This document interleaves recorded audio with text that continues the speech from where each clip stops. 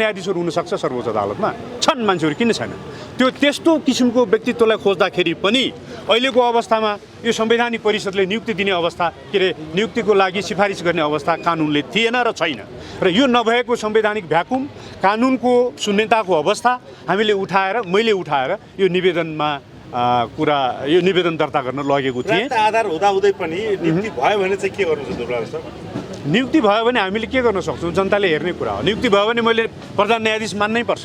मैले अदालतलाई त मान्नु पऱ्यो नि। मैले प्रधान न्यायाधीश मान्नुपर्छ। तर तपाईँको प्रश्न सँगसँगै म के पनि जवाफ दिन चाहन्छु भने यो दरपिट यदि भएको हो भने मैले हेर्न बाँकी छ। त्यो दरपिट भएको कुरा, किनभने वास्तवमा कर्मचारीहरूले दरपिट गर्ने अधिकार त राख्दछन्, तर संवैधानिक प्रश्नहरू भएको, कानुनी प्रश्न, व्याख्याको प्रश्न भएकोमा दरपिट गर्ने होइन भन्ने सिद्धान्त पनि यसै सम्मानित सर्वोच्च अदालतले बनाएको अवस्था छ। त्यसकारण अब त्यो मुद्दा हामीले छोड्दैनौँ। हामी इजलास समक्ष त्यो मुद्दाको उठान गरेर लान्छौँ। अब योग्य अयोग्य के हो भन्ने कुरा त अब यसको सिफारिसको विरुद्धमा भोलि उजुरीहरू पर्लान् सुनवाई समितिमा, त्यो पनि तपाईँले जानकारी राख्नुहोस्।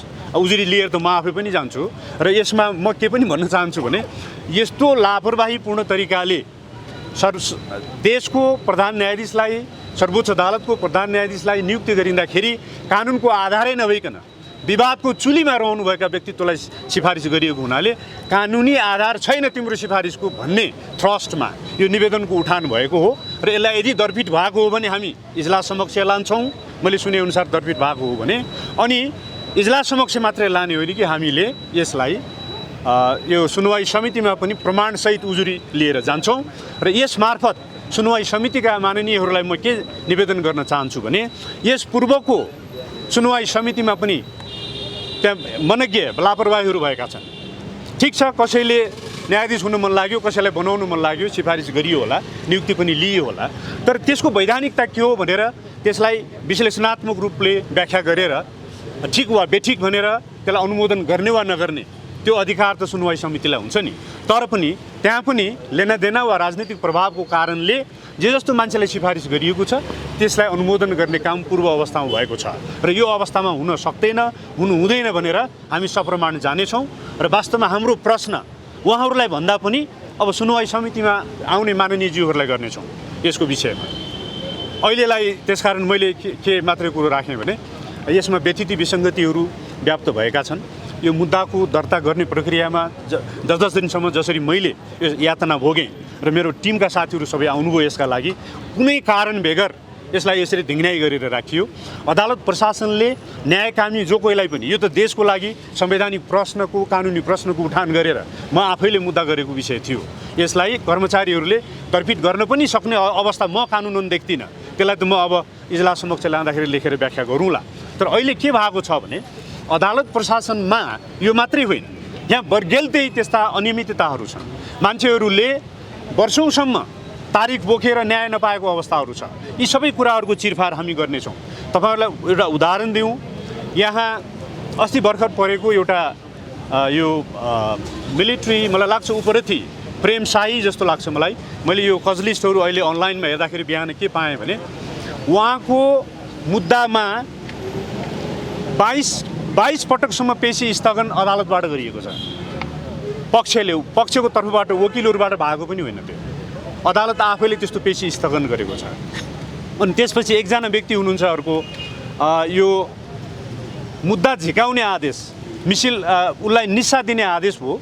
उसले हारेको मुद्दामा अन्याय भएको छ, दोहोऱ्याउनु पर्ने अवस्था छ भनेर एकजना न्यू रोड निवासी को हुन्, उहाँको जग्गा सम्बन्धी मुद्दामा जगदीश महाजु हुन्। उहाँले खिलराज रेग्मीको पालामा, जो प्रधान न्यायाधीश हुनुहुन्थ्यो, जो राष्ट्राध्यक्ष पनि हुनुभयो, उहाँले निस्सा दिएको मुद्दामा कति वर्ष भयो होइन, 14 वर्ष कम्प्लिट भयो, उहाँको मुद्दा टुङ्गो लागेन। फुल फ्लेज्ड बहस हुने धेरै पटक र 30,000 फाइलै थन्केको छ भन्ने पनि। त्यही त फाइल थन्किनु कुरा र एउटा व्यक्तिले 14 वर्षसम्म मुद्दा खेप्दाखेरि पनि उसले न्याय नपाउने र त्यो न्याय नपाउँदै त्यो व्यक्ति स्वर्गारोहण पनि हुनुपर्ने, त्यो व्यक्ति अहिले मरिसकेको अवस्था छ। उसको छोराहरू अहिले सफर गरिरहेका छन्। न्यायको यो प्रक्रियाको जिम्मेवारी वास्तवमा न्यायालयले लिनुपर्छ। त्यति मात्रै होइन, यहाँ कतिपय अनुसन्धानात्मक प्रतिवेदनहरू बन्छन्, त्यसको प्रमाण चाहियो भनेर मैले निवेदन दिएको छु। मैले निवेदन दिँदाखेरि यो प्रमाण यो हामीले प्राप्त गर्न सकेका छैनौँ प्रतिवेदनहरू, हामीले खोज्दा फेला पारेनौँ भनेर आधिकारिक रूपमा सर्वोच्च अदालतले हामीलाई जानकारी दिएको छ। यस्तो लापरवाहीपूर्ण अवस्थाको जिम्मेवारी नायकत्व लिने मान्छे, नेतृत्व लिने मान्छेले लिनुपर्छ कि पर्दैन? यो सबै कुराहरू पनि उहाँको नैतिकतासँग गाँसिन्छ थप रूपमा। प्रश्न अरू कुराहरू धेरै छन्। त्यसकारण यस्तो व्यक्तिलाई जुन तरिकाले अहिले संविधानको व्यवस्था, कानुनको व्यवस्थाले रोक्दै पनि सिफारिस गरिएको छ, यो एपेरेन्टली, यो स्पष्ट रूपमा गैर वैधानिक, गैर कानुनी भएको हुनाले ल्याइएको मुद्दा हिजोसम्म दर्ता नभएको स्थितिमा हामीले तपाईँहरूलाई बोलाएका थियौँ। आज दरपिट भयो भन्ने सुनिएको छ। कस्तो आधारमा दरपिट गरिएको छ हामी हेर्छौँ, त्यसका उप पनि हामी इजलासमा जान्छौँ र हामीले जे जस्तो किसिमको समाचारहरू तपाईँहरूलाई सम्प्रेषण गर्नुपर्ने अवस्था आउँछ सो अनुसार गर्छौँ। र म यो पनि कुरा तपाईँहरूलाई जानकारी गर्न चाहन्छु कि अहिलेको फाइल हो, जस्तै यो संस्थाले, यो अभियानले दायर गरेको छथान मुद्दाहरूको हामीले बुकलेट तयार गरेका छौँ। यो छथान मुद्दामा यो सर्दु जलाधारको एउटा मुद्दा छ, एउटा बालुवाटार ललिता निवासको जग्गा घोटाला प्रकरण हो र अर्को सगरमाथा राष्ट्रिय निकुञ्जभित्रको जग्गा अपचलन भएको कुरा हो। यो मुद्दामा माननीय कामु प्रधान न्यायाधीश हरिकृष्ण कार्कीज्यू महाधिवक्ता छँदाको अवस्थामा उहाँको रायका समेत कारणले सरकारको सचिवले सरकारी अपचलनमा भएको जग्गा सरकारी अभिलेखमा ल्याइनुपर्छ भनेर गरेको निर्णयलाई कार्यान्वयन गर्न नसकिएको अवस्था हुँदा तत्कालीन महाधिवक्ता अहिलेका कामु प्रधान न्यायाधीश हरिकृष्ण कार्कीज्यूका विरुद्धमा पनि हामीले यो मुद्दा अख्तियारमा दर्ता गरेका छौँ। यो अख्तियारमा दर्ता भएको मुद्दा हो। यो दर्ता नम्बर तपाईँहरूले लिन सक्नुहुन्छ, लिनुहोस्। यो धेरै अगाडि भएको हो। यो 79/12/16 भएको छ। यो सुनवाई अहिलेसम्म हुन सकेको छैन। प्रमुख आफै भ्रष्टाचारमा मुछिनु भएको छ, नाम उनको आएको छ। अब त्यो ठाउँमा गएर न्याय कसरी पाइन्छ होला? त्यो यसो हो, त्यो विवाद पछाडि आयो होला होइन? पात्र त उही हुन् नि। पात्र त उही हुन्। तपाईँले अहिले मैले मुद्दा गर्नु परेको न्यायाधीश पनि त प्रधान न्यायाधीश हुनुहुन्छ नि, म आउनु त पर्यो नि त्यही फेरि न्याय मुद्दा दर्ता गराएको। हजुर, अब सर्वोच्च अदालतमा 27 प्रधानमन्त्री कार्यालयले जवाफ दिँदाखेरि के भनिएको छ भने संवैधानिक परिषदको बैठक बोलाउने कानुन खड्गप्रसाद ओलीज्यूको प्रधानमन्त्रीत्व कालमा अध्यादेश ल्याएर त्यसलाई कसैलाई बदर गरिएको छ, झिकिएको छ, कसैलाई संशोधन गरिएको छ। त्यसकारण संवैधानिक परिषदको बैठक बस्ने र संवैधानिक परिषदले नियुक्तिका सिफारिस आदि इत्यादि गर्ने काम कुराहरूको सन्दर्भमा बनेको कानुन नै नभएको हुनाले कानुनको रिक्तताको अवस्थामा अहिले संवैधानिक परिषदले कुनै पनि सिफारिस गर्न सक्ने अवस्था छैन प्रधान न्यायाधीशको नियुक्तिको लागि समेत भनेर दिएको पत्र मसित यहाँनिर छ। यसले प्रष्ट रूपमा के देखाउँछ भने एकछिन है,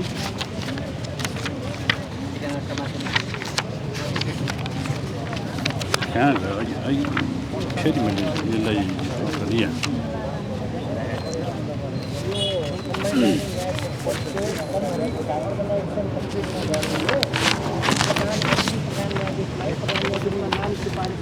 यो चिठी प्रधानमन्त्री कार्यालयबाट प्राप्त पत्र हो।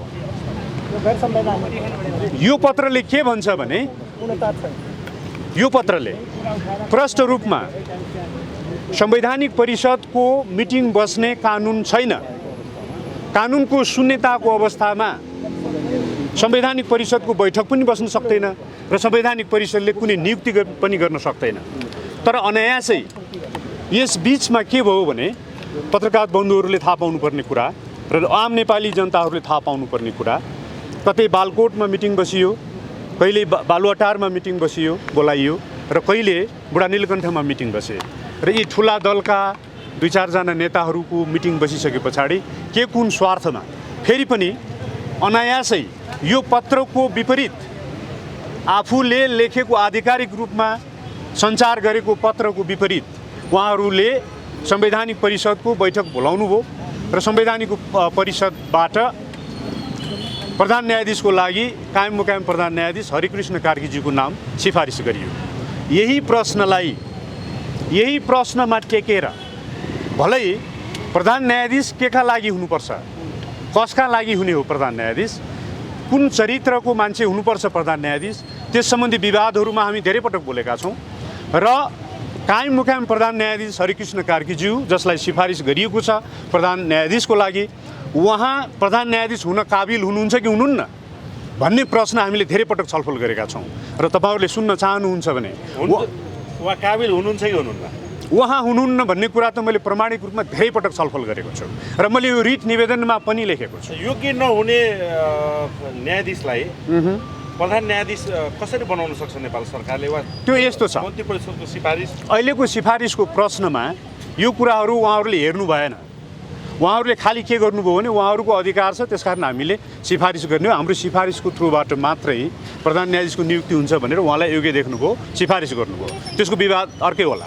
खालि मैले तपाईँहरूलाई प्रश्न पार्न खोजेको कुरो के हो भने उहाँमा नैतिकताको ठुलो प्रश्न पटक पटक हामीले उठाएका छौँ। भलै उहाँलाई नै नियुक्त गर्ने सिफारिस गर्नु पर्यो होला संवैधानिक परिषदले के कति कारणले हो, तर मेरो सवाल के हो भने मैले तपाईँहरूलाई दिन खोजेको कुरा के हो भने त्यो सिफारिस गरिने व्यक्ति नैतिकताको प्रश्नले जेलिनु भएको त छँदैछ। हामीले तपाईँहरू जस्तो सञ्चार माध्यमबाट धेरै पटक कुरा गरेका छौँ, म अहिले त्यसलाई रिपिट गर्न चाहन्न।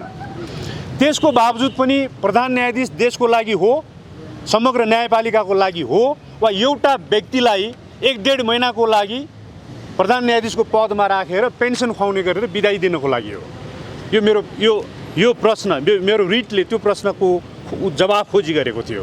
यहाँ के भएको हो भने उहाँको कार्यकाल हार्डली साउनको 17सम्म कहिलेसम्म छ, 1 महिना अगाडि बिदा बस्नुपर्ने हाम्रो प्र्याक्टिस छ भने यो विवादित घेरामा रहेको व्यक्तित्वलाई प्रधान न्यायाधीशको लागि सिफारिस गर्नुपर्ने यो ठुला दलका राजनीतिक दलहरूले जसले सिफारिस गर्नको लागि बैठक बस्ने कानुन पनि छैन। राजनीतिक दलको स्वार्थ के होला त?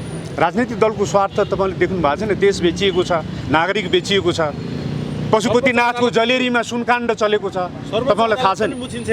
सर्वोच्च अदालत त मुछिन सक्छ। तपाईँ आफै वरिष्ठ अधिवक्ता भएर यो बोल्दै हुनुहुन्छ बार काउन्सिलको बार एसोसिएसनको अगाडि। तपाईँले सोध्नु भएको प्रश्न के हो फेरि भन्नुहोस् त? सर्वोच्च अदालत पनि राजनीतिबाट प्रभावित छ। राजनीतिबाट प्रभावित हुन सक्छ सर्वोच्च अदालत। राजनीतिबाट प्रभावित नभएको भए यो नियुक्ति कसरी हुन्छ? यो नियुक्ति कसरी हुन सक्छ? यो सिफारिस जसको कुनै कानुनी आधार छैन, राजनीतिबाट प्रभावित हुने भन्ने कुरा त फैसला आदि इत्यादिबाट देखिने कुरा हो। त्योभन्दा पनि तपाईँको प्रश्नमा मलाई एउटा कुराको स्मरण गराउनु भयो तपाईँले। यो प्रधान न्यायाधीशको पद खाली कायम मुकायमले चलाइराखेको अवस्थामा प्रधान न्यायाधीश नियुक्ति गरिनु पर्दछ भनेर प्रधान न्यायाधीशको नेतृत्वमा दलबल बाँधेर यही अदालतमा जसको विरुद्ध मुद्दा परेको छ प्रधान न्यायाधीश सम्माननीय प्रधानमन्त्री पुष्पकमल दाहाल, जसलाई 5000 मान्छे मारेकोमा उसलाई कारबाही गरिनुपर्छ भनेर द्वन्द्व पीडित न्यायकामीहरूले निवेदक बनेर हालेको मुद्दामा उहाँ झगडिया हुनुहुन्छ देशको प्रधानमन्त्री, र उहाँ त्यो मात्रै मुद्दामा यो मुद्दामा राखेको आरोपित हुनुहुन्छ। हजुर, त्यो मुद्दालाई चाहिँ तामेलीमा राखेको? त्यो मुद्दा तामेलीमा छैन, चलिराखेको छ। त्यो मुद्दामा अहिले अन्तरिम आदेशको लागि छलफलको लागि आदेश समेत भइसकेको छ। त्यसकारण त्यो तामेलीमा होइन। खालि मैले के भन्न खोजेँ भने नि मुद्दा विचाराधीन भएको त्यो मात्रै होइन, अरू पनि मुद्दा प्रधानमन्त्रीको विचाराधीन यस अदालतमा छ। त्यस्तो झगडिया आफ्नै अदालतमा झगडियाको रूपमा रहेको कार्यपालिकाको प्रमुख शक्ति पृथकीकरणको सिद्धान्त अनुसार त कार्यपालिकासँग सङ्गत गर्न हुँदैन न्यायाधीशहरूले, तर उहाँहरू मलाई प्रधान न्यायाधीश बनाउनु पर्यो भनेर दलबदल सहित झगडिया प्रधानमन्त्रीकोमा जानुभयो। यो कुनै पनि कानुनी प्रणाली भएको मुलुकमा यस्तो काम हुँदैन।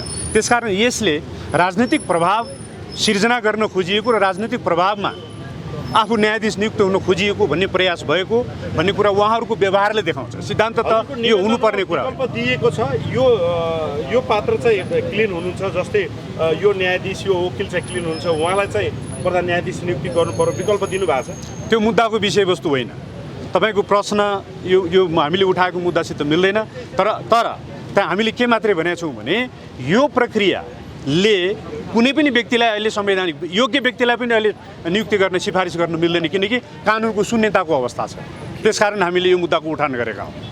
म तपाईँको प्रश्नमा म के आउँछु भने नैतिकताको विवादको घेरामा रहनुभएको व्यक्तित्व जसलाई खालि 1-8 महिनाको लागि सिफारिस गरिएको छ, यो आफैमा के हो? तपाईँहरूले आफै विचार गर्नुहोस् कि देशको लागि राजनीति होइन, देशको लागि होइन प्रधान न्यायाधीश चाहिने, यो अदालत समग्र न्यायपालिकाको लागि हो नि प्रधान न्यायाधीश चाहिने। त्यहाँ होला नि त तपाईँको प्रश्न अनुसार योग्य न्यायाधीशहरू होलान्, विवादित न्यायाधीशहरू छन्। विवादित न्यायाधीशहरू नियुक्ति गर्दाको बेलामा न्याय परिषद नबनेका न्यायाधीशहरू पनि छन्। त्यो मात्रै होइन। भारतका लागि कोसेली बोकेर जानुभयो भनेर अहिले व्याख्या एक हिसाबले हुन थालेको छ। यसरी बुझ्दा हुन्छ, त्यही नै हो यथार्थ? होइन, यो त अघि नै मैले भने साङ्केतिक रूपमा पनि कि उहाँहरू शर्त गरेर राष्ट्रपति बन्नुभएको हो। शर्त गरेर छानी विदेशी एजेन्ट, छानी एमसिसीका एजेन्टहरू जति मात्रै, कलियुगमा धेरै कुरो उल्टै हुँदै आउँछ। राष्ट्रघाती जति, विदेशी एजेन्ट जति सबै लोकप्रिय हुन्छन्, यो चाहिँ शास्त्रले बताएको छ। म धार्मिक शास्त्रको अध्ययन पनि अध्यापन पनि गराउने मान्छे पनि हो। अहिले ठ्याङ्ग्राङ्गै नेपालमा कलियुग देखिएको छ। सबैभन्दा अनैतिक सामाजिक दृष्टिले, सबैभन्दा अपराधी कानुनी दृष्टिले, सबैभन्दा तपाईँको चाहिँ धार्मिक दृष्टिले पापीहरू नै सबै ठाउँमा पुग्ने यसरी मिल्दै आएको छ। कलियुग, मध्य कलियुग नेपालमा छ। त्यसैले बडा मानवाधिकारको, राष्ट्रियताको, लोकतान्त्रिक कानुनी सफायाको युग छ अहिले। र यति बेला यहाँले भन्नुभयो जस्तो त्यो कोसेली त बरु पूर्व जानकारी बिना जान्छ, पूर्व जानकारी बिना लिएर गइन्छ। तर पहिले यसरी यो तपाईँको चाहिँ शर्त गरेर राष्ट्रपति बन्न आउने, अघि चाहिँ म्यामले भन्दै हुनुहुन्थ्यो, सेटिङपूर्वक सबै काम भएको छ। यो भएको हुनाले तर यो धुलिसात हुनेछ, यो मटियामेट हुनेछ, यो काम लाग्ने छैन, यसलाई अन्त्य गरिनेछ, यो जारी हुने छैन। र अहिले राष्ट्रघाती तपाईँको चाहिँ यो राष्ट्रिय परिचय पत्र विदेशीहरूलाई चाहिँ नेपालका सूचना बेच्ने गरिकन जसरी तयार भएको थियो, त्यो अहिलेको गृहमन्त्रीले खारेज गरे पनि त्यो राष्ट्रिय परिचय पत्र भन्नेका लागि फोटो खिच्न जाँदाखेरि कण्ठी चुडाउनु पर्ने, तपाईँको चाहिँ सिन्दुर पोते हटाउनु पर्ने, टोपी झिक्नु पर्ने, यी विदेशीहरूले पुरै खेला। अब यस्तैलाई मान्यता दिँदै जाने अदालतले पनि। फेरि हेर्नुहोस्, इम्बोस नम्बर प्लेटको सवालमा हेर्नुहोस्, हामीले मुद्दा चाहिँ दायर गरेको बेलामा त्यति बेला एकचोटि अन्तरिम भइसकेको, फेरि विदेशी एजेन्टहरूले न्यायाधीशको रूपमा आएर नेपालको फन्टै नराख्ने गरिकन, नेपालको तपाईँको चाहिँ लिपि नै पहिलो 1 नम्बरमा सवारी चालकहरू भनेका चाहिँ एक हिसाबले भन्ने हो भने सद्भावना राजदूतहरू हुन्। तिनीहरू नेपाललाई चिनाउने, विदेशी नेपाल आउने बित्तिकै नेपालको फन्ट, नेपालको लिपि कस्तो रहेछ गाडीको नम्बर प्लेटमा देख्छ। त्यहीँनेरि नेपाली फन्टै राख्न नपर्ने गरिकन गर्ने। जे भन्यो त्यही फैसला हुने बित्तिकै न्याय हुन्छ। जे भन्यो त्यही तपाईँको देश डुबाउने बित्तिकै एउटा विदेशी एजेन्टका पनि तपाईँको चाहिँ यहाँ भरिया बनेर चाहिँ राष्ट्रलाई घात गर्ने खालको त्यो अदालत भन्नेबाट पनि हुन सक्दैन। खबरदार, त्यो राष्ट्रपति भन्नेबाट पनि हुन सक्दैन, त्यो कसैबाट हुन सक्दैन। सत्यको आवाज सुरुमा सानो हुनसक्छ, तर अब अन्तिम लडाइँ लगभग नेपालीहरूले लड्नुपर्ने स्थिति आएको छ। स्वागत सर, जसरी यहाँले अदालतको प्रक्रियाको कुरा गरिरहनु भएको छ, तर कसैको अदालतको नेतृत्व, प्रधान न्यायाधीशको नियुक्तिको प्रक्रिया पनि अहिले यही बेलामा अब प्रष्ट भन्नुपर्दा, राजनीतिक भाषा नै भन्नुपर्दा यही गठबन्धनले चलाइरहँदा कि अदालतबाट चाहिँ यो विषयमा न्याय पाउँछौँ या पाइन्छ भन्ने आश गर्नु भएको छ? होइन, अदालतबाट देखिहाल्यो नि। अघि हामीले चाहिँ यहाँ हाम्रो आदरणीय ध्रुव दाइले चाहिँ सबै प्रश्न पारिसक्नु भएको छ। एउटै व्यक्ति पहिला पार्टीको तर्फबाट, पार्टीको सरकारको सल्लाहकार हुन्छ महान्यायाधिवक्ता, त्यही व्यक्ति फेरि सर्वोच्चको प्रधान न्यायाधीश हुने गरिकन गइन्छ, लगिन्छ। त्यही पनि 1 महिना मात्रै टाइम छ उसको। अब हेर्नुहोस्, पहिला पार्टीको टिकटबाट बारको अध्यक्ष, पार्टीको च्यानल हो कि होइन, पार्टीको टिम हुन्छ कि हुँदैन, बारको नेतृत्व हो नि, होइन?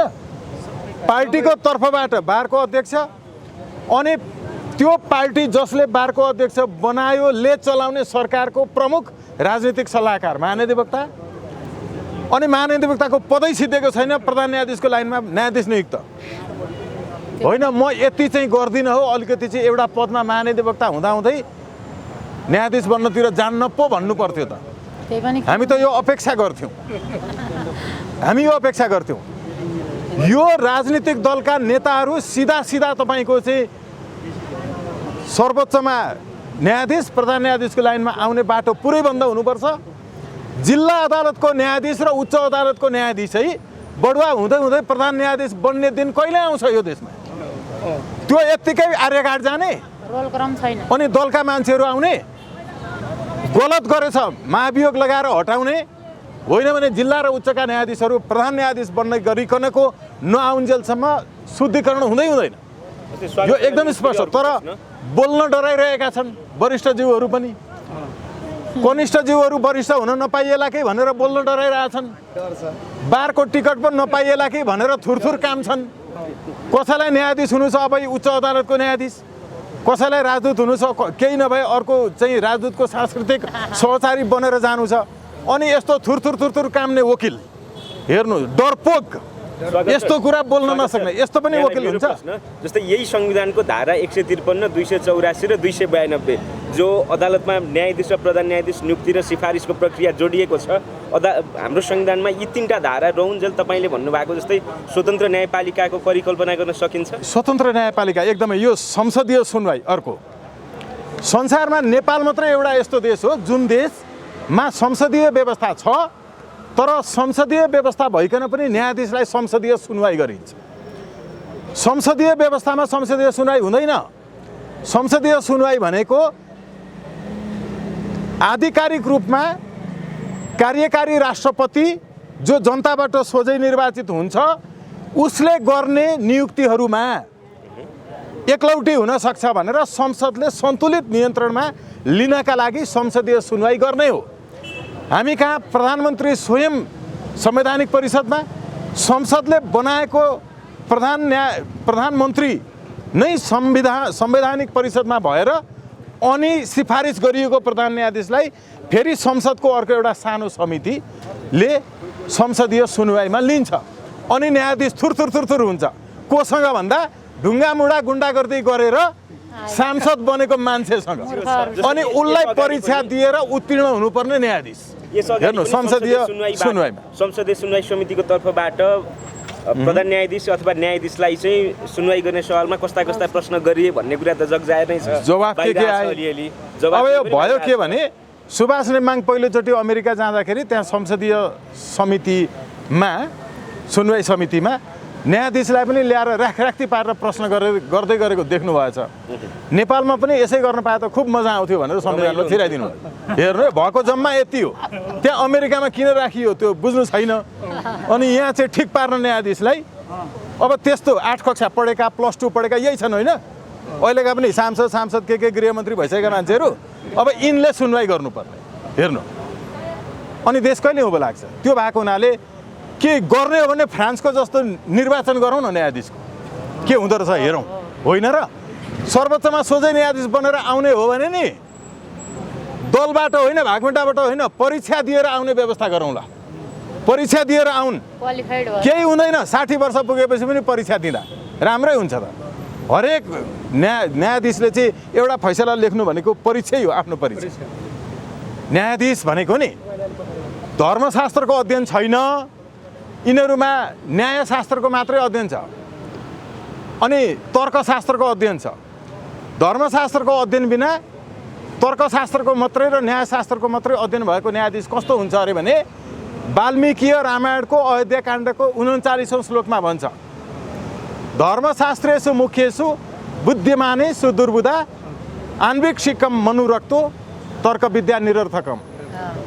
धर्मशास्त्रको ज्ञान छैन र तर्कशास्त्रको मात्रै ज्ञान छ भने त्यस्तो न्यायाधीश पनि मूर्ख हुन्छ भनेको छ।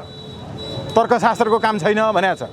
तर्कका भरमा मात्रै जेसुकै गरेर अब अहिले यो राष्ट्रपतिले तपाईँको नागरिकता विधेयक जुन मरिसकेको विधेयक, मृत विधेयकलाई प्रमाणीकरण गरे, अब यसैलाई यही ठिक हो भन्न बेर लाउँदैन न्यायाधीशहरूले। हामी लिएर आउँदैछौँ रिट, के हुन्छ हेरौँ। धन्यवाद। यहाँले रिट दायर चाहिँ कहिले गर्नुहुन्छ? हामी अब आज बेलुका कति भ्याइन्छ, अहिले ड्राफ्टको चरणमा छ। यहाँले धन्यवाद, एकदमै धन्यवाद। तपाईँको फोहोरको डिङ्गुरमा थन्केर बसेको छ, उता अख्तियारमा पनि त्यही नै अवस्था छ जस्तो देखिन्छ। अनि यो मिलेमतो हो कि क्या हो, के हो यो? यो तपाईँले बल्ल मिलेमतो गर्नु भन्नुभएको होइन। यता सर्वोच्चमा जनताले न्याय नपाएको छ भने उता अख्तियारमा पनि उजुरी परेको फाइल थन्किरहेको यो सबै राजनीतिक सेटिङमा भएको नियुक्तिहरूको परिणाम हो। तपाईँलाई राजनीतिक प्रश्न सोध्नु भएको थियो नि राजनीतिक नियुक्ति भएको व्यक्तिहरूले तपाईँलाई न्याय कसरी देलान् त? त्यो त न्याय नदिने भएको हुनाले हामीले न्याय खोज्न आउँदाखेरि पनि यो 10, 12, 15, 10 यो 10 दिनसम्म मुद्दा समेत दर्ता नभएको अवस्थामा हामी आफै सफर भयौँ। त्यसकारण यो कुराको खबर दिनलाई दिए हो तपाईँ। मैले सर्वोच्चमा पनि राजनीतिक नियुक्ति हुन्छ, जस्तै अहिले कार्कीजीको कुरा गर्नुभयो, उता तपाईँको प्रेम राई पनि राजनीतिक नियुक्ति हो। अब त्यहाँ हामी न्याय माग्न जाँदाखेरि सर्वसाधारण जो सच्चा देशभक्त नेपाली छन् उनीहरूले कसरी न्याय पाउनु? त्यहाँ न्याय नपाएको अवस्थामा के गर्नुपर्छ? जनता जाग्नु पर्यो नि। त्यसै कारण हामीले तपाईँहरूलाई भनेको राइट म्यान राइट प्लेस हो। राइट म्यान इन राइट प्लेसको प्रिन्सिपललाई अप्लाई गरिनुपर्छ र मेरिटोक्रेसीले ठाउँ पाउनुपर्छ भन्ने हाम्रो मान्यता हो। र यहाँ सबैभन्दा अगाडि कानुनको सुशासन अन्तर्गत यस्ता नियुक्तिहरू कानुनको सिद्धान्त र प्रक्रिया अनुसार हुनुपर्छ भन्ने हाम्रो मान्यता हो। र अहिलेको नियुक्तिको सिफारिसमा संवैधानिक शून्यता छ, कानुनको शून्यता छ। त्यसकारण यो मिल्दैन भनेर हामीले ल्याएको हो। अघि मैले पत्र देखाएँ, प्रधानमन्त्रीको कार्यालयको पत्र आफैले कानुन छैन, कानुन नभएको अवस्थामा हामीले प्रधानमन्त्रीको सिफारिस गर्नका लागि संवैधानिक परिषदको बैठकहरू बोलाउन सक्दैनौँ भनेर निर्णय गरेको छ। मैले देखाउँदै थिएँ, अघि दर्ता नम्बर देखाएँ, यहाँ नाम हेर्नुहोस् त, यसमा कसको छ, यसलाई हेर्नुहोस्। जसका विरुद्धमा भ्रष्टाचारको मुद्दा दायर भएको छ त्यो मान्छेलाई संविधान र कानुनले नमिल्ने गरिकन सुन्ने अवस्थाको संवैधानिक परिषदले प्रधान न्यायाधीशको लागि साउन 19सम्मको लागि सिफारिस गर्छ भने यो नियुक्तिलाई तपाईँहरू के भन्नुहुन्छ? देशले निकास पाउने गरेर नियुक्ति लिएको भन्न सक्नुहुन्छ तपाईँ? यो प्रश्नको उठान वास्तवमा यो बार एसोसिएसनले गर्नुपर्ने हो। यहाँ यो धमिलो पानीमा सबै संस्थाहरूले माछा मार्ने काम गरेको हुनाले पनि काम हुन सकेको छ। यहाँको पत्रकार सम्मेलन चाहिँ बार एसोसिएसन ग्राउन्डमा मैले बार एसोसिएसनलाई पनि जानकारी दिनको लागि, यिनीहरूको चेत खुलाउनको लागि पनि गरे हो। तर अब यति बेला भर्खरै नागरिकता विधेयक प्रमाणीकरण गर्नुभएको छ राष्ट्रपतिले। 9 महिना राष्ट्रपति कार्यालयमा फन्किएको विधेयकलाई एकाएक प्रमाणीकरण गर्नुभयो, कसरी लिनुभएको छ, के भन्नुहुन्छ? यो दुर्भाग्य हो देशको। यसले मूलवासी नेपालीहरू र अङ्गीकृत नागरिकहरू जसले बाहिरबाट आएर नागरिकता लिन सक्ने अवस्था छ त्यसलाई यो मूलवासीहरूलाई अप्ठ्यारो पार्ने र अङ्गीकृत नागरिकताको फ्लो बढाउने त्यस्तो किसिमको एउटा बदमासी हुने सम्भावना त्यहाँनिर छ, जसको विरुद्धमा हामीले पूर्व राष्ट्राध्यक्ष राष्ट्रपतिका विरुद्धमा विज्ञप्ति दिएर त्यहाँ यो अनुमोदन गर्नुहुन्न भनेर दबाब हाल्ने समूहमा जाने मान्छे म पनि हो। दुई पटक उहाँले त्यसलाई रिजेक्ट गर्नुभयो। अहिलेको राष्ट्रपतिले यसलाई सिर्जना भए बेगर यसलाई त त्यो पहिलाको विधेयकलाई अनुमोदन गरिएको छ। यो दुर्भाग्य हो। नयाँ संसदले नयाँ यो विधेयकको प्रस्ताव ल्याउने प्रक्रियाको पनि अनुपालन गरिएको छैन। योभन्दा हास्यास्पद मजाक कानुनी हिसाबले हेर्दाखेरि अरू के हुन सक्छ? यो दुर्भाग्य। यो कार्यान्वयनमा आउन सक्ला नि त। अब उसले अनुमोदन राष्ट्रपतिले अनुमोदन गरिसकेपछि कार्यान्वयनमा किन नआउने? कार्यान्वयनमा आउन सक्छ। त्यो कार्यान्वयनमा आउँदाखेरि राष्ट्रको हित विपरीत हुन सक्ने हुनाले तपाईँहरूले नागरिकहरूलाई जागरण गराउनु पर्यो। सरकार के अरे नागरिकहरू सबै विधेयक पास गर्नु मलाई जवाब दिनु दिनुहोस्। मोबाइल नागरिकहरू सडकमा आउनु पर्यो, नत्र रोकिँदैन। नत्र कसरी रोकिन्छ? आज पशुपतिनाथको सुनकाण्ड 11 किलो सुनकाण्डको विषयमा चर्चा चलिसकेपछि त्यसैको भोलिपल्ट फेरि नेताहरूको बिचमा भेटघाट भएर सांसदहरूलाई नबोल्ने भनिएको छ। बोल्ने थलो बोलेर देशलाई निकास दिने थलोलाई नबोल्नुको लागि सांसदहरूलाई उर्दी जारी गरिएको छ राजनीतिक दलका नेताहरूबाट। अब यस्तो स्थितिमा 3-4 जना नेताहरूले मिलेर देशहितको विपरीत हुने जुनसुकै पनि काम कुराहरू गर्न सक्ने भएको हुनाले र त्यसै अन्तर्गत यो संवैधानिक सिफारिस पनि भएको हुनाले यसका विरुद्धमा मैले मुद्दा लिएर आएको थिएँ। यसलाई अहिले दर्पित भयो भन्ने सुनिएको छ। हामी त्यसको कसरी दर्पित भएको छ त्यस उपरमा हेरेर अदालत इजलास समक्ष जाने हाम्रो बाटो खुला छ। नागरिकता विधेयक प्रमाणीकरण भयो नि, मान्छेमा चाहिँ भ्रम पनि छ क्या। कतिपयले त्यसलाई राम्रो हो, नागरिकताको समस्या छ, यसलाई समाधान गर्नुको लागि हो भनिरहेछन् भने कतिपयले चाहिँ यो राष्ट्रघाती छ भनेर भनिरहेछन्। ठ्याक्क यो प्रमाणित भयो, अब हुने के हो, हुन्छ के यसले? तपाईँलाई मैले यसको जवाब दिइसकेँ। तपाईँले पटक पटक सोध्नुभयो नागरिकता हामीले पाएका छैनौँ भन्नेहरूको स्वर पनि छ भन्ने होला तपाईँहरूले है। एउटा पाटो त्यो हामीले सुनिरहेका छौँ पहिलो अवस्थादेखि नै। यसमा म जवाब के दिन चाहन्छु भने एउटा कानुनको विद्यार्थीको नाताले तपाईँले नेपालमा जन्मिनु भएको छ, नागरिकता पाउनु भएको छैन भने तपाईँ कानुन बमोजिम नागरिकता पाउन सक्ने हैसियत राख्नुहुन्छ। त्यो कानुनी प्रक्रियामा त तपाईँ आउनु पऱ्यो नि। हुलहुजुता मात्रै जान्यो, नागरिकता पाइया छैन। यो विधेयक जारी भयो भने हामीले नागरिकता पाउँछौँ, कसरी पाइन्छ त्यसरी? पाइँदैन नि। कानुनले निर्दिष्ट गरेको प्रक्रिया अनुसार तपाईँले पाउनुपर्ने नागरिकता मैले किन पाइनँ भनेर त्यो प्रक्रियामा त आउनु पऱ्यो नि। हामी यो अभियानले त्यस्ता व्यक्तिहरू छन् भने नागरिकताको लागि पनि हामी लडेर प्राप्त गर्ने काममा मद्दत गर्छौँ। आउनु पऱ्यो नि। खालि राजनीतिक मुद्दा बनाएर सडकमा आएर होइन यो विधेयक ठिक छ भनेर पारित गराउने, कुनै बाह्य दबावमा परेर त्यस्तो मान्छेहरूबाट परिचालित भएर त्यस्तो अनुभूत गर्छौँ हामीहरू। त्यसकारण मैले अघि नै भने मूलवासी नेपालीहरूलाई यो नागरिकता विधेयकले असर पार्न सक्ने अवस्था एकातिर छ र अङ्गीकृत नागरिक हुने चाहिँ के हो, ठ्याक्क हुने देखिने के हो, ब्ल्याक एन्ड व्हाइट। यसके दाइले बोल्न लाउन अलिकति। अब सुन्नुहोस्, पक्नुहोस् है, यो तपाईँको प्रश्नलाई अहिले यो प्रेस मिटमा त्यसरी जवाफ दिन सकिँदैन। म सक्छु जस्तो लाग्दैन। मेरो नागरिकताको विषयमा एक्सपर्ट नै मेरो साथी कोही हुनुहुन्छ। तर म तपाईँलाई के जवाफ दिन चाहन्छु भने हुने चाहिँ के हो भने अङ्गीकृत नागरिकताको फ्लो बढाउने र तपाईँलाई छोटो उदाहरण दिउँ। मूलवासी नेपालीहरूलाई प्रभाव पर्ने भनेर जो तपाईँका दाजुभाइहरू पढ्न जान्छन् नि, ब्रिटिस गोर्खालाई लिनुहोस्, यिनीहरू बाहिर छन् नि, यिनीहरू त नेपाली नागरिक त हुन्, उनीहरूले विदेशी नागरिकता पनि लिन्छ। विदेशी नागरिकता लिएको अवस्थामा नेपाली नागरिकता कायम हुन्न भनेर रवि लामिछानेको मुद्दामा गरिएको जस्तो व्याख्या गरियो भने त्यस्ता मूलवासीहरू उताको नागरिकता त्याग्न सक्ने सेवा सुविधा वा आफ्नो के अरे यो अवसरको खोजीको कारणले तिनीहरू त त्यहाँबाट आउन त चाहँदैनन् नि। तर उनीहरूको व्यापार व्यवसाय यद्यपि यहाँनिर छ, उनीहरू नेपाली नागरिक पनि हुन्। तर यो मुद्दाको सिद्धान्तले तिनीहरूको त्यो नागरिकताको हकलाई अलिकति डिरेल गरिएको अवस्था छ। त्यसकारण त्यस्ता मूलवासी नागरिकहरूलाई यसले असर गर्दछ र अर्को अङ्गीकृत नागरिकताको आधारमा लिएर आउने मान्छेहरूको फ्लो बढेर नेपालका मूलवासीहरू लोप हुन सक्ने स्थिति भोलिको भविष्यमा रहन सक्छ। त्यसकारण त्यो स्थितिलाई मध्यनजर गरेर पनि यो विधेयकले संशोधनको आवश्यकता महसुस गर्दछ भनेर हामीले भनेका हौँ। यो चाहिँ एक हातले सिन्दुर एक हातमा चाहिँ नागरिकता दिने प्रकारको छ र के गरेर आउने बित्तिकै सांसद मन्त्री प्रधानमन्त्री बन्नलाई बाटो खुल्छ भनेर भनिन्छ। हो ठ्याक्कै त्यही नै हो। त्यो अवस्था हुनसक्छ, त्यो स्थिति छ, एकदमै तथ्य कुरा हो।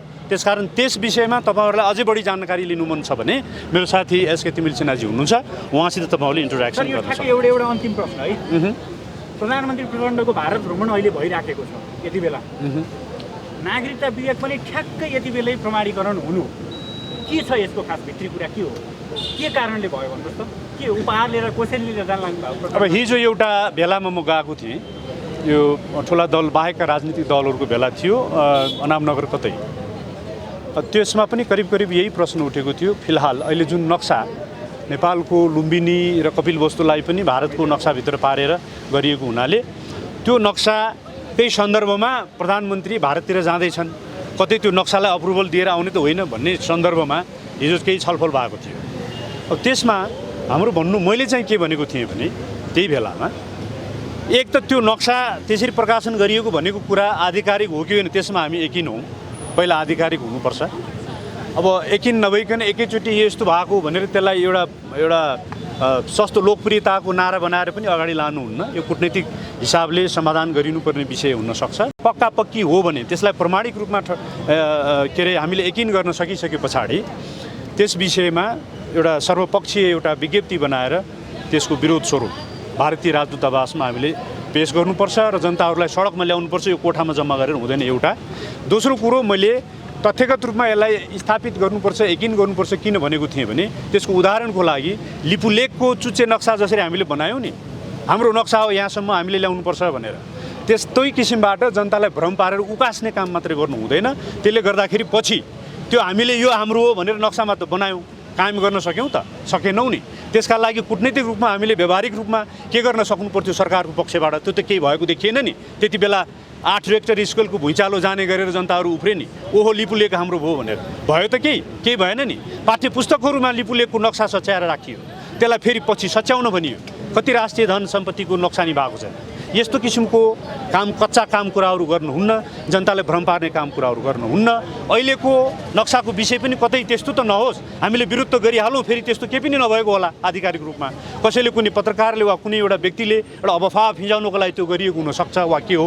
त्यस कुरामा हामी यकिन हौँ र पक्का पक्की हो भने जनताहरूलाई सडकमा ल्याउनुपर्छ, कोठाको बैठकले हुँदैन र यसलाई राजनीतिक रूपमा कूटनीतिक रूपमा समाधान गर्नको लागि जनता उतारेर जानुपर्छ भनेर मैले बोलेको थिएँ। अहिलेको मेरो भर्सन पनि यही नै हो।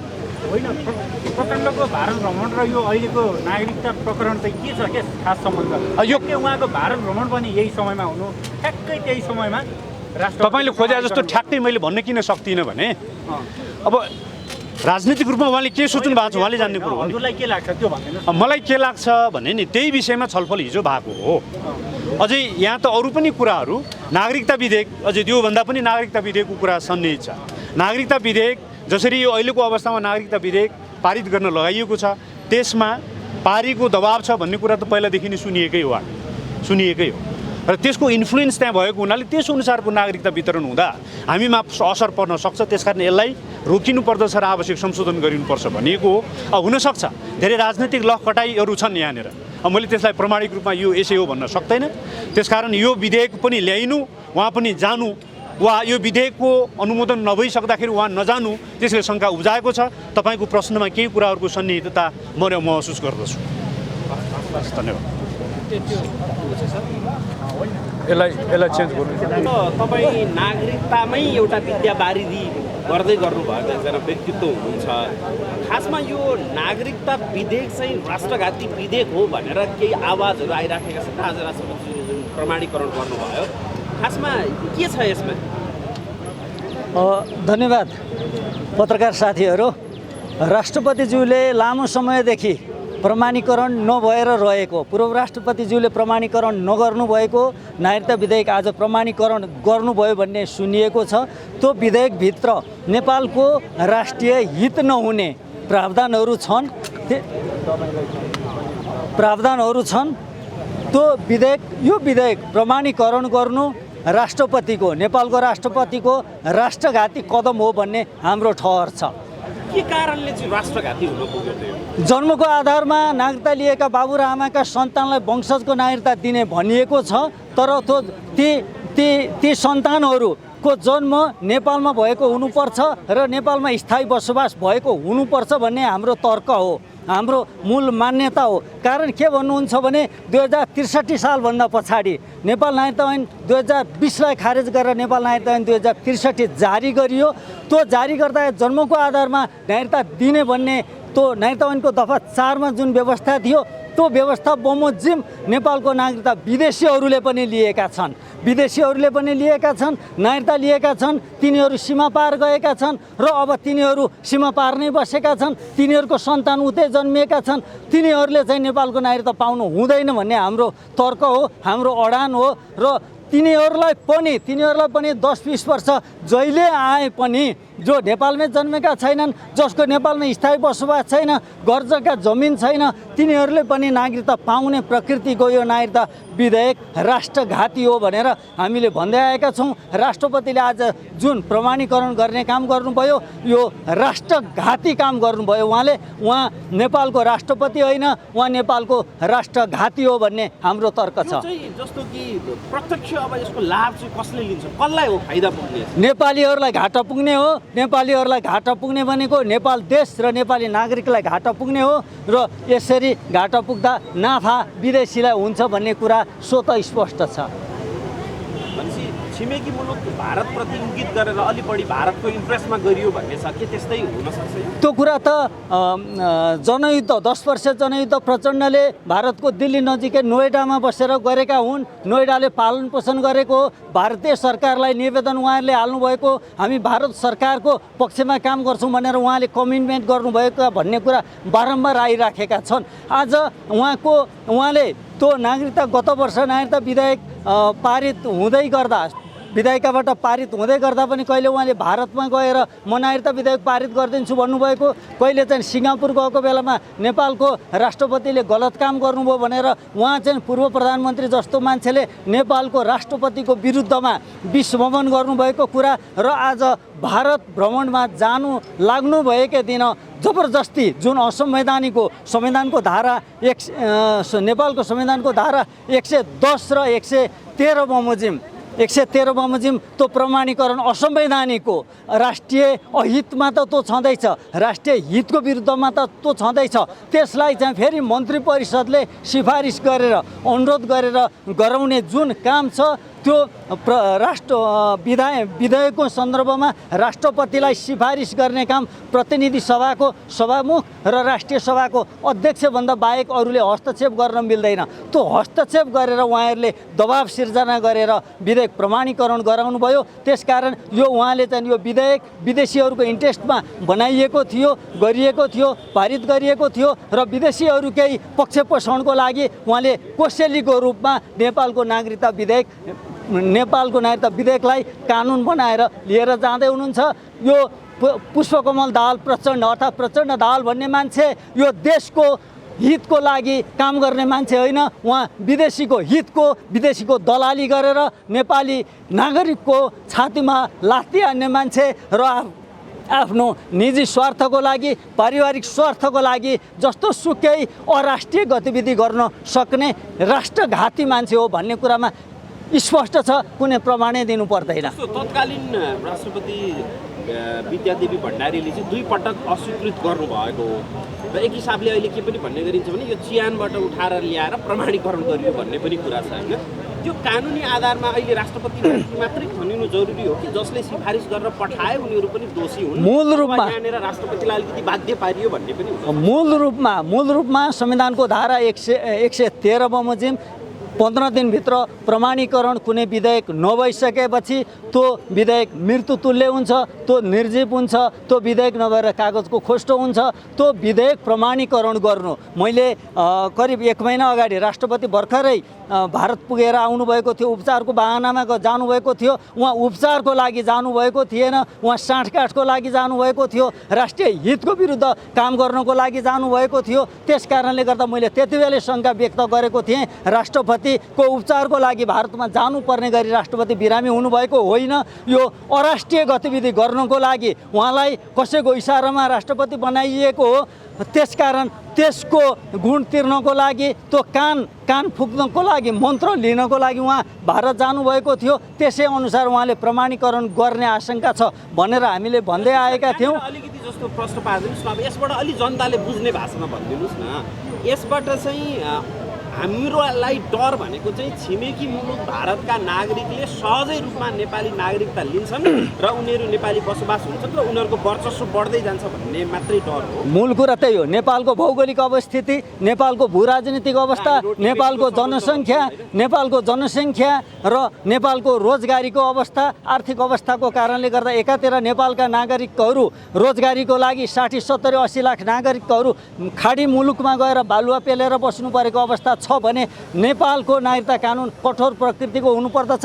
यो उदार प्रकृतिको, लचिलो प्रकृतिको नागरिकता कानुन बनाएर विदेशीलाई नागरिकता दिने जुन प्रपञ्च छ त्यो प्रपञ्च आफैमा राष्ट्रघाती हो। विदेशीले नागरिकता पाउँछन् र नेपाललाई बिस्तारै यो नागरिकता विधेयकले बिस्तारै भुटानीकरण हुँदै, फिजीकरण हुँदै, सिक्किमीकरणको बाटोमा लान यो विधेयकले बाटो खोल्छ। जहाँसम्म रोटी र बेटीको सम्बन्ध भन्ने जुन डिस्कोर्स छ त्यो डिस्कोर्स पुरापुर गलत डिस्कोर्स हो। कुनै पनि राष्ट्रको राष्ट्रियताको सम्बन्धमा, सार्वभौमसत्ताको सम्बन्धमा, राष्ट्रिय स्वतन्त्रता र राष्ट्रिय स्वाभिमानको सन्दर्भमा रोटी र बेटीको कुरा गर्न मिल्दैन। यो देशका नागरिकको लागि रोटी यही देशले सिर्जना गर्छ, यो देशका नागरिकसँग विवाह हुन्छ। यो गलत डिस्कोर्सको पछि हामी लागेका छौँ। यस्तो डिस्कोर्स बन्द गर्नको लागि म सबै पत्रकार साथीहरू मार्फत सबै नेपाली दाजुभाइ दिदीबहिनीलाई आग्रह गर्दछु। नेपालको सार्वभौममाथि चाहिँ एउटा किसिमको एउटा कलङ्कित कार्य हो यो प्रमाणित गरेको भनेको चाहिँ त्यसरी बुझ्ने। एकदम गहिरो गरी बुझ्दाखेरि नेपालको विधायिका, नेपालको प्रधानमन्त्री, नेपालको राष्ट्रपति लगायतका यी संस्थाहरू नेपालको सार्वभौमसत्ताको सिद्धान्त, समानताको सिद्धान्त अनुसार नेपाल भन्ने देश र नेपाली नागरिकको पक्षमा काम गर्न सक्दैनन्। मलाई लाग्छ यो देश पनि अब बाँकी छ र यो देश अझै बाँकी छ त नेपालको कानुन विदेशीको इसारामा बन्छ भने, नेपालको प्रधानमन्त्रीले विदेशीको इसारामा काम गर्छन् भने, नेपालको राष्ट्रपतिले विदेशीको इसारामा काम गर्छन् भने यहाँ सार्वभौमसत्ता कहाँ छ? नेपाल भन्ने देश अझै बाँकी राखेका छन् यिनीहरूले। हामी नागरिकले बाँकी राखेका छौँ, यिनीहरूले त नेपाल भन्ने देशलाई बेचिसकेका छन्। जस्तो राष्ट्रपतिले प्रमाणित गरिसकेपछि अब पुनर्विचार गर्ने ठाउँ चाहिँ कहाँ हो, कसले गर्न सक्छ यसलाई चाहिँ? अब साथीहरूले रिट लेख्दै हुनुहुन्छ, सर्वोच्च अदालतमा जान्छ रिट। अब सर्वोच्च अदालतले विवेकसम्मत किसिमले यसको परीक्षण गर्छ भने परीक्षण गर्ने एउटा मात्रै त्यो ठाउँ हो, नत्र चाहिँ अन्तिम संस्था राष्ट्रपतीय संस्था हो। त्यसले प्रमाणीकरण गरेपछि राष्ट्रपतिबाट राष्ट्रघातको काम, राष्ट्रिय हित विपरीतको काम भइसक्यो। यसको असर पुस्तासम्म रहन्छ। यसको ब्याड इफेक्टलाई चाहिँ हामीले केही गरी पनि न्यूनीकरण गर्न सक्दैनौँ। दिदी बोल्नुहुन्छ, के विषयमा बोल्नुहुन्छ? केही छ? ल धन्यवाद, तपाईँहरू आइदिनु भयो आजको पत्रकार सम्मेलनमा। साथीहरू केही बोल्ने साथीहरू हुनुहुन्छ कि? खोइ स्वागतजी हुनुहुन्छ त? मलाई लाग्छ सबै कुराहरू आइ नै सकेको छ। हाम्रो आदरणीय जस्तो कि राष्ट्रपतिबाट नागरिकता विधेयक जो पूर्व राष्ट्रपति भनौँ विद्यादेवी भण्डारीले 2 पटक अस्वीकृत गर्नुभएको राष्ट्रपति विधेयक चाहिँ आज वर्तमान प्रधानमन्त्री पुष्पकमल दाहाल प्रचण्डको भारत भ्रमणको केही घन्टा अगाडि मात्रै प्रमाणित गरियो। यसलाई तपाईँले चाहिँ कसरी हेर्नु भएको छ? पहिलो कुरा कानुनविदको हिसाबले, एउटा राजनीतिज्ञको हिसाबले, अथवा कसरी हेर्नु भएको छ? विधिशास्त्रीय दृष्टि अनुसार रामचन्द्र पौडेलज्यू को नयाँ जनादेश अनुसार राष्ट्रपतिमा नयाँ संसदबाट निर्वाचन भएको हो कि उहाँ पुरानै संसदको राष्ट्रपति हो, उहाँ आफै कन्फ्युजनमा पर्नुभयो कि म त नयाँ राष्ट्रपति हुँ अथवा म नै पूर्व संसदबाट आएको राष्ट्रपति हुँ, कन्फ्युजनमा हुनुहुन्छ जस्तो छ एउटा। अर्को कुरा, संसारमा कहीँ पनि एकचोटि आफ्नो अवधि पुरा गरिसकेको संसदले पारित गरेका र प्रमाणीकरण हुन बाँकी रहेका कुनै पनि विधेयकहरू फेरि निर्वाचित भएको संसदले निर्वाचित गरेको राष्ट्रपतिबाट प्रमाणीकरण हुने प्रचलन छैन। यो विधेयक मृत विधेयक हो र एउटा संसदीय व्यवस्थामा साँच्चै राष्ट्रविरुद्धको भूत जो चिहानबाट फेरि जागेर आएको छ, जो फेरि एउटा शब्दाह गरिएको ठाउँबाट बिउतिएर आएको छ, यो ऐतिहासिक दुर्घटना निम्ति नै गरिकनको एउटा ऐतिहासिक कुसाइतमा साँझ पर्न लागेको छ राष्ट्रको आँगनमा। यो धब्बा राष्ट्रपति भनिएको रामचन्द्र पौडेल राष्ट्रघाती एकजना व्यक्ति जो छन् तिनी मात्रै होइन, यसलाई स्वीकार्ने सबैले यसको दोषभागिता बेहोर्नुपर्छ। यो अत्यन्त गम्भीर कुरा हो। राष्ट्रपतिद्वारा यो नागरिकता विधेयक यस पूर्वका राष्ट्रपतिबाट जति बुँदामा चाहिँ शर्तहरू केही सुझावहरू सहित फिर्ता गरिएको थियो, ती बुँदाहरूका जवाब यी राष्ट्रपति भन्नेबाट आयो कि आएन? त्यो के थियो? त्यसलाई पनि अन गर्नु पर्थ्यो कि पर्दैन थियो? संसदले पास गरिसकेर प्रमाणीकरणका लागि पठाएको विधेयक मात्रै ग्रहण गर्ने हो कि राष्ट्रपतिले त्यति बेला संसद सामु पठाएका बुँदाहरू जुन थिए त्यो बुँदाहरूलाई पनि ग्रहण गर्ने हो? त्यसैले यिनको शर्त नै यो नागरिकता विधेयक पास गर्ने, यसलाई प्रमाणीकरण गर्ने थियो र नै यिनी नेपालमा भएका सबै नयाँ पुराना देशी विदेशी एजेन्टहरूसँग शर्त गरेर राष्ट्रपति बनेको भएको हुनाले यो जगजाहेर छ र अर्को एउटा आमन्त्रित हस्तक्षेपको नयाँ चरण नेपालमा सुरु हुँदैछ।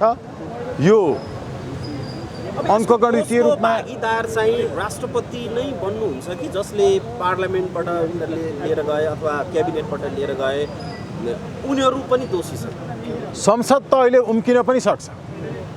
अहिले संसदले फेरि यो विषयलाई छलफल नगराइकन चोर बाटोबाट लिएर गयो। राष्ट्रपति भनेको अभिभावक हो नि। विद्यादेवी भण्डारीज्यूबाट जुन अभिभावकत्व ग्रहण गरिएको थियो त्यो अभिभावकत्व ग्रहण गर्न सक्ने क्षमता विवेक उहाँमा रहेनछ। पहिलो त निष्कर्ष यो नै हो। दोस्रो, संसदले यस पूर्व राष्ट्रपतिबाट पठाइएका ती सुझावका जे बुँदाहरू थिए त्यो बुँदाहरू पनि राष्ट्रपति समक्ष पठाउन सक्थ्यो नि, पठाउने हो भने, वा त्यसमा छलफल गर्न सक्थ्यो। त्यो छलफल गरिएन। यसले देखिएको सोझै के छ भने विदेशी एजेन्टहरू विदेशीहरूको इच्छा बमोजिम काम गरिरहेका छन्। अर्को कुनै यसमा विश्लेषण गरिरहनु पर्ने, कुनै विद्वानले बताइरहनु पर्ने, कुनै विश्लेषकले चाहिँ एकदम खोतल खातल पारेर चाहिँ यो रहेछ तथ्य भनिरहनु पर्ने छैन। यो अब एकदमै जगजाहेर भएको छ। यो विधेयक प्रमाणीकरण भइसकेपछि कानुनी रूपमा त्यो व्यवस्था भइसके पछाडि चाहिँ यसले भोलि कस्ता समस्याहरू निम्त्याउन सक्छ? यो कानुनी रूपमा कानुन बनेको छैन। यो कानुन होइन। यो सडकमा जलाइन्छ, यो अदालतमा च्यालेन्ज गरिन्छ। अदालतमा हामी यस विरुद्ध रिट निवेदन सहित पनि आउँदैछौँ, तयार हुँदैछ। त्यसो भएको हुनाले यो सडकबाट पनि यसलाई धुलिसात बनाइन्छ, यसलाई तपाईँको अदालतबाट पनि अवैध घोषणा गरिन्छ। संसारमा नेपाल मात्र एउटा यस्तो देश हो जुन देशमा नागरिकता प्रदान गरिँदैन, नागरिकता वितरण गरिन्छ र त्यो टोलीको नामै नागरिकता वितरण टोली भन्ने हुन्छ। यस्तो नागरिकता वितरण टोली चक्लेट वितरण गर्ने जस्तो संसारमा कहीँ पनि हुँदैन। संसारको कुनै पनि देशमा भन्दा नेपालमा सबैभन्दा सस्तो र सजिलो तरिकाले, सबैभन्दा सहज ढङ्गले तिम्रो नागरिकता छ कि छैन भनेर गाउँ गाउँमै टोली खटाएर, टोली पठाएर अनि नागरिकता दिँदै हिँड्छ सरकार। एउटा ड्राइभिङ लाइसेन्स लिनका लागि पनि फर्म भर्नुपर्छ, कानुनले तोकेको प्रक्रिया पुरा गर्नुपर्छ, गएर ट्रायल दिनुपर्छ। तर नागरिकता तिम्रो लाइसेन्स छ कि छैन सोध्दै आउँछ सरकार? आउँदैन। तर नागरिकता चाहिँ छ कि छैन खोज्दै खोज्दै गाउँ गाउँमा गएर वितरण गर्ने यो नागरिकताको कट अफ डेट हरेक पटक राजनीतिक भनेको अराजनीतिक परिवर्तनहरू पछि राज्यले जारी गर्दै आएको छ र नागरिकता बेचिरहेको छ। स्वागत सर, र अन्तिममा जस्तो प्रधानमन्त्री पुष्पकमल दाहालले भारत भ्रमण जान के भन्छ? अब काफी रूपमा मभन्दा अगाडि बोल्ने मित्रहरूले, खास गरी वरिष्ठ अधिवक्ता ध्रुवलाल श्रेष्ठज्यूले, स्वागतजीले बोलिसक्नु भएको छ। अब यसमा कानुनले के भन्छ भन्दा पनि अगाडि स्वागतजीले बोलेको कुरा त्यो यथार्थ हो, सत्यमा आधारित र कानुनमा आधारित विषयवस्तु हो। यो मृततुल्य भइसकेको अगाडिकै संसदमा त्यो विषय चाहिँ नागरिकता सम्बन्धी विधेयक चाहिँ राष्ट्रपति कहाँ पुगेर राष्ट्रपतिले फिर्ता पठाइसकेको विधेयकलाई फेरि नयाँ बनेको संसदले त्यो मृत भइसकेको विधेयकलाई सेम त्यही विधेयकलाई चाहिँ पुनर्जागरण गराएर राष्ट्रपतिकोमा पठाएर राष्ट्रपतिले प्रमाणीकरण गर्नु भनेको यो संवैधानिक दृष्टिकोणले, कानुनी दृष्टिकोणले, विधिशास्त्रीय दृष्टिकोणले र अझ एउटा नेपाली नागरिक पनि भएको हिसाब किताबले यो राष्ट्रियता र स्वाधीनताको दृष्टिकोणले यहाँ यो गैर कानुनी मात्र होइन, यहाँ अत्याचार भएको छ। यो एक प्रकारको अपराधिक क्रियाकलाप, अपराधिक काम भएको छ। यो विधेयकले हाल जीवित मान्यता राख्दैन भन्ने कानुनी ठहर हो। त्यो कानुनी, संवैधानिक र विधिशास्त्रीय ठहर हो। त्यो पहिलाको संसदले जारी गरेको विधेयक जसलाई राष्ट्रपतिले फिर्ता पठाइसकेको अवस्था हो र पहिलाको संसदमा जेनेरेट भएको, प्रड्युस भएको विधेयक, त्यही विधेयक चाहिँ नयाँ संसदले पनि स्वामित्व ग्रहण गर्ने र राष्ट्रपतिलाई त्यो आफूले स्वामित्व ग्रहण गरेको विधेयकलाई पहिलाको संसदको विधेयकलाई पठाउनु भनेको त्यो कानुनी दृष्टिकोण र संवैधानिक दृष्टिकोण मात्र होइन। राष्ट्रपति आफै सभामुख भइरहँदाखेरि, पूर्व सभामुख भनौँ, 2051 सालमा उहाँ आफैले रुलिङ गर्नुभएको थियो कि अघिल्लो संसदले चाहिँ तयार गरेको विधेयक चाहिँ नयाँ संसदमा आइसक्दा चाहिँ त्यसले जैविक मान्यता, जीवित मान्यता राख्दैन भनेर। तर उहाँ आफै राष्ट्रपति भइरहँदा यो गर्नुभएको छ। अब तपाईँले त्यो त्यति अगाडि 51 सालको रेफरेन्स ल्याउनु भयो, त्यो रेफरेन्स म भन्नेवालै थिएँ तपाईँलाई, त्यो दृष्टान्त म भन्नेवालै थिएँ। तपाईँलाई यसमा म के भन्नु भन्दाखेरि यो पहिला आफूले गरेका त्यही काम आफ्नो अनुकूल हुँदाखेरि गरेका त्यही काम ठिक हुने, अनि पछाडि त्यही काम गर्दा आफूलाई प्रतिकूल हुने भयो भने चाहिँ त्यो बेठिक हुने भन्ने मान्यता राखेर जुन काङ्ग्रेस, एमाले र माओवादीले विगत 34 वर्षदेखि नेपालमा यो जे गर्दै आइरहेका छन्, जे भन्दै आइरहेका छन्, यसमा तपाईँलाई एउटा सेन्टेन्सबाट तपाईँको यो प्रश्नलाई क्विन्स गरिदिउँ म। त्यो के हो भन्दाखेरि मलाई तपाईँ पत्रकार भएको हैसियतले मलाई भनिदिनुहोस्, तपाईँ अब काङ्ग्रेस, एमाले र माओवादीले कानुन, संविधान विधिशास्त्र मिच्न अब के बाँकी छ, अपराध गर्न के बाँकी छ, कुन विषयवस्तु चाहिँ अपराध गर्न काङ्ग्रेस एमाले र माओवादीका नेताहरूले बाँकी छ, मलाई त्यति भनिदिनुहोस्। त्यसैले अब पहिला 51 सालमा गरेको राष्ट्रपतिले जे काम गरेका थिए, जे बोलेका थिए, आज त्यसैलाई उल्टाएर त्यही काम गर्दाखेरि अहिले त्यो ठिक भयो। त्यो कि कानुन देखाउनु पर्यो। अहिले चाहिँ यो कानुन छ, कानुन बमोजिम गरे भन्नुभयो। 51 सालको कानुनी व्यवस्था त्यो विधेयकको सम्बन्धमा र अहिले भएको कानुनी व्यवस्था त्यो विधेयकको सम्बन्धमा एउटै हो। त्यो पहिलाको संसदले त्यसलाई डेड भइसकेको विधेयकलाई फेरि जेनेरेट गरेर त्यही विधेयकलाई राष्ट्रपति कहाँ पठाउने, त्यसबेला राजा कहाँ पठाइएको थियो, त्यही विधेयकलाई अहिले राष्ट्रपति कहाँ पठाउने काम भनेको अहिलेको कानुनी व्यवस्था, संवैधानिक व्यवस्था त्यही हो। त्यो पठाउन मिल्दैन। त्यसैले मैले के भनेको भन्दा कानुन संविधान त यिनीहरूले सबै धोती लगाइदिइसकेका छन्। त्यो कानुन संविधानको मात्र नभन्नुहोस्, अरू अपराध जगतमा कुन कुन अपराध गर्न बाँकी छ त्यो चाहिँ मलाई भनिदिनुहोस्। एउटा अपराध गर्न बाँकी रहेको काङ्ग्रेस एमाले र माओवादीले यो अपराध गर्न चाहिँ बाँकी छ भनेर भनिदिनुहोस्। हत्या गर्न बाँकी छ कि, बलात्कारीलाई संरक्षण गर्न बाँकी छ कि, देश बेच्न बाँकी छ कि, देशको मौलिक धर्म संस्कृति बेच्न बाँकी छ कि, के बाँकी छ? केही बाँकी छैन। त्यसैले यो गरेको कुरालाई अब धेरै व्याख्या गरिरहनै परेन। पहिला अनुकूल थियो गरे, अहिले उसलाई प्रतिकूल भयो, त्यही काम गरेनन्, त्यति मात्रै। सर, जस्तो के पनि भन्ने गरिन्छ भने कतिपय चाहिँ यहाँ 20,000 मानिसहरू छन् जो नेपाली भएर नेपाली माटोमा टेकेर पनि अहिलेसम्म नागरिकता पाएका छैनन्। उनीहरूका कति कानुनी अप्ठ्यारा होला नागरिकता नभएको कारण। त्यस्ता व्यक्तिले नागरिकता पाउने एउटा वातावरण बन्दाखेरि यो के को चिच्चाहट हो भन्छ, के हो खासमा यथार्थ? म तपाईँलाई यसमा पनि दुई टुक जवाब दिन्छु। म तपाईँलाई नागरिकता पाउनको लागि के चाहिन्छ हामी सबैलाई भलिभाँति थाहा छ। जिल्ला प्रशासन कार्यालय, सिडिओ कार्यालयमा तपाईँको बुवाको नागरिकता वा आमाको नागरिकता अनि गाउँ विकास वा नगरपालिकाको आफ्नो सम्बन्धित वार्डबाट नागरिकता पाउनुपर्ने बेहोराको सिफारिस लिएर गइसके पछाडि नेपालको मेचीदेखि महाकालीसम्म एकजना व्यक्ति देखाउनुहोस् कसले नागरिकता पाएको छैन हो। त्यसैले विद्वान ठुला विद्यावारिधि गरेका कुरा सुन्नुहोस् अनि मेरा पनि कुरा सुन्नुहोस्। कुरो के हो भन्दाखेरि नेपालमा साँच्चीकै नेपाली नागरिक हुनुपर्नेले नागरिकता नपाएको कसले छ? किनभने मैले भनिदिइसकेँ, बाबुको नागरिकता लिएर जानुहोस्, आमाको नागरिकता लिएर जानुहोस् र सम्बन्धित वडा कार्यालयबाट नागरिकता पाउने बेहोराको सिफारिस लिएर जानुहोस्। त्यो सिफारिस तपाईँलाई कसले, कुन वडा अध्यक्षले दिँदैन? नागरिक हो भन्ने थाहा पाएपछि कसले दिँदैन? त्यसैले हेर्नुहोस्, यो विषयवस्तुलाई गोलमोटोल गरेर यहाँ यति लाखले यति हजारले नेपाली नागरिकताबाट एकजना मेची महाकाली वञ्चित छैन। यो क्रिएसन मात्रै हो। यो अब मलाई तपाईँले त्यसलाई अर्को प्रश्न गरिदिनुहोस्। अघि मैले भनेका 3वटा बेहोरा, बाबुको नागरिकता तपाईँ फोटोकपी अर्थात् ओरिजिनल लिएर जानुहोस्, अर्थात् नाता प्रमाणित लिएर जानुहोस् बाबु आमासँगको, र वडा कार्यालयबाट तपाईँको सम्बन्धित वडा कार्यालयबाट नागरिकता पाउनुपर्ने हो भन्ने बेहोराको सिफारिस लिएर जानुहोस्। अब जिल्ला प्रशासन कार्यालयले नागरिकता दिएन भने म एउटा कानुन व्यवसायी हुँ, प्रत्येक त्यो नागरिकको म मुद्दा लडेर हिँड्छु। ल को छ लिएर आउनुहोस्। कसैले नपाएको छैन, सबैले पाएका छन्। अब यो खिचोलो र यो ग्रान्ड डिजाइन चाहिँ हो के भन्दाखेरि विदेशीहरूलाई नागरिकता बेच्ने ग्रान्ड डिजाइन अन्तर्गत ठुला फिलोसोफी जुन सर्वसाधारण जनताले बुझ्दैन, सर्वसाधारण नागरिकले बुझ्दैन, फिलोसोफी क्रिएट गरो, नागरिकता सम्बन्धी सिद्धान्त र डक्ट्रिन जेनेरेट गरो अनि दिग्भ्रमित बनाइदियो, हो रहेछ भन्ने बनाइदियो अनि विदेशीलाई गुन्द्रुकको भावमा नागरिकता बेच्ने। त्योभन्दा अर्को केही पनि होइन। यहाँ यो राजनीतिक दलहरूले विगत 34 वर्षदेखि गरिरहेको राजनीतिक दलका नेताहरूले त्यही हो, त्योभन्दा अर्को केही पनि होइन। जस्तो भारत चाहिँ के चाहन्छ त यति बेला, जस्तो नेपालमा नागरिकता प्रमाणित गरेर भारतको चाहिँ मकसद भनौँ अथवा इन्ट्रेस्ट चाहिँ के हो त? भारतको इन्ट्रेस्ट चाहिँ आज होइन, यो नेहरूका पालादेखि एउटा नेहरू डक्ट्रिन भन्ने छ। तपाईँहरू पत्रकार भएको हैसियतले तपाईँहरूलाई थाहा होला, त्यो नेहरू डक्ट्रिन पढ्न पाइन्छ। जवाहरलाल नेहरूको समयमा उहाँहरूले एउटा डक्ट्रिन बनाउनु भएको छ। त्यो डक्ट्रिन नेपालको सन्दर्भमा मात्र होइन, दक्षिण एसियाका सबै देशहरूलाई आफ्नो सप्रेसनमा राख्ने एउटा डक्ट्रिन छ। र त्यो सप्रेसनमा कुन बेलासम्म राख्ने भन्दाखेरि जबसम्म हात उठाएर त्यो देशले अब चाहिँ म देश धान्नै नसक्ने भयो भनेर यसरी हात उठाउने, त्यस बेलासम्म सप्रेसन, डिप्लोमेटिकल्ली सप्रेसनमा राख्ने।